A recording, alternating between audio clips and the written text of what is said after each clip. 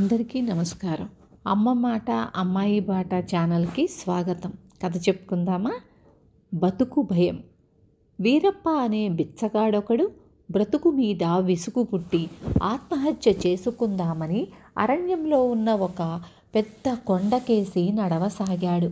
దారిలో అతడికి అనంతుడనే వాడొకడు తారసపడ్డాడు. వాడు బ్రతుకు మీద రోత పుట్టినవాడే. ఇద్దరూ కొండ చేరి దాని ఎత్తైన శిఖరం మీద నుంచి క్రిందికి దూకుదామని పోతున్నంతలో ఒక గుహలో నుంచి భయంకరుడైన రాక్షసుడు హఠాత్తుగా బయటకి వచ్చి వాళ్లను పట్టుకున్నాడు. వీరప్ప, అనంతుడు ఏమాత్రమూ భయపడక, మేము చచ్చిపోయేందుకు కొండ శిఖరం కేసి పోతున్నాము, మాకు ఆ శ్రమ తప్పించావు అన్నారు.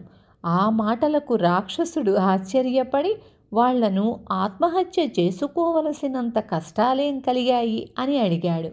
దానికి వీరప్ప, నేనొక బిచ్చగాణ్ణి, నా తండ్రి తాతలు కూడా బిచ్చగాళ్లే, కానీ నేను బిచ్చానికి పోతే ప్రతి వాళ్ళు నన్ను అసహ్యించుకుని పో దున్నపోతులా ఉన్నావంటున్నారు, నాకు బ్రతుకంటే భయం పట్టుకుంది అన్నాడు. రాక్షసుడు వీరప్పను అడిగినట్లే అనంతుణ్ణి అడిగాడు.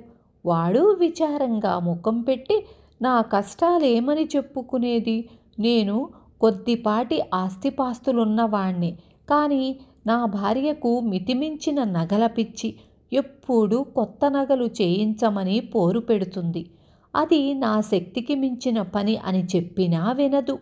ఈ ఇంటి పోరు భరించలేక జీవితమంటే విసుగు పుట్టింది అన్నాడు. రాక్షసుడు గుహలోకి పోయి 2 సంచుల నిండుగా బంగారు నాణేలు తెచ్చి ముందుగా ఒక సంచిని వీరప్పకిస్తూ, గృహస్థులు నీకు బిచ్చం వెయ్యకుండా దున్నపోతంటూ తిట్టి పంపడంలో తప్పేమీ లేదు, నువ్వు శరీర శ్రమ చెయ్యగలవు గాని అదంటే నీకు అయిష్టం, బద్ధకం, వాటిని వదిలించుకునే వరకు ఈ ధనంతో ఏదైనా వ్యాపారం చెయ్యి, సంవత్సరం గడిచాక ఇదే రోజున ఇక్కడికి వచ్చి కనబడు అన్నాడు. తరువాత 2వ సంచిని అనంతుడికిస్తూ, ఈ ధనంతో నీ భార్యకు నగలు చేయించి అంతటితో తృప్తిపడమని చెప్పు, చావంటే భయం లేని ఇంత ధైర్యవంతుడివి భార్య పట్ల అంత పిరికివాడిలా ప్రవర్తించటం సిగ్గుచేటు అన్నాడు. వీరప్పకు చెప్పినట్లే అనంతుణ్ణి 1 సంవత్సరం తరువాత వచ్చి కలుసుకోమన్నాడు రాక్షసుడు. ఆ ఇద్దరూ సంతోషంగా తమ తమ గ్రామాలకు వెళ్ళారు. సంవత్సరం గడవగానే వీరప్ప గుహ దగ్గరకు వచ్చి రాక్షసుణ్ణి కలుసుకున్నాడు.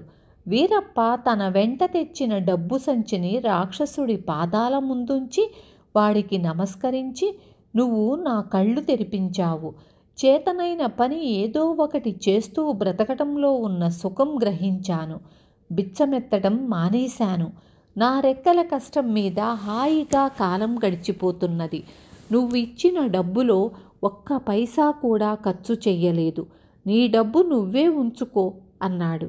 రాక్షసుడు వీరప్పను మెచ్చుకొని డబ్బు సంచిని గుహలోకి గిరాటు వేశాడు. అంతలో అక్కడికి అనంతుడు వచ్చాడు.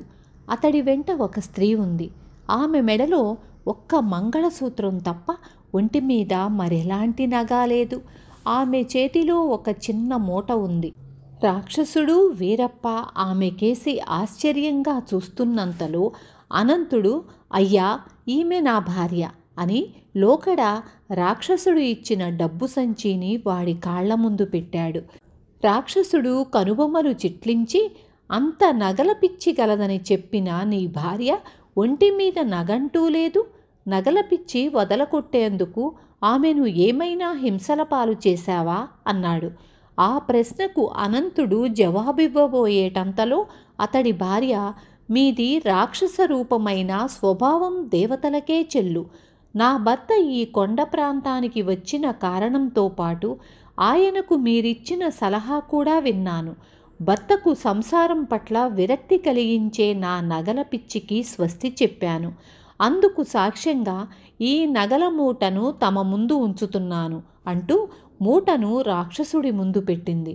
రాక్షసుడు సంతోషం పట్టలేక పెద్దగా నవ్వి గుహలోకి పోయి వీరప్ప ధనం సంచి తెచ్చి అతడికిచ్చి అనంతుణ్ణి, అతడి భార్యను, ధనం సంచిని, నగల మూటను తీసుకోమని చెప్పి, మీ ముగ్గురి స్వభావాల్లోనూ ఇంత పెద్ద మార్పు వచ్చాక ఆ ధనం, నగలు మీకు ముందు ముందు ఎలాంటి హాని చెయ్యలేవు, ఇక వెళ్ళిరండి అన్నాడు. వీరప్ప, అనంతుడు, అతడి భార్య కొండ దిగి ఆనందంగా తమ తమ గ్రామాలకేసి బయలుదేరారు. విన్నారు కదా. రేపు మళ్ళీ ఇంకొక మంచి కథతో మీ ముందుకొస్తాను.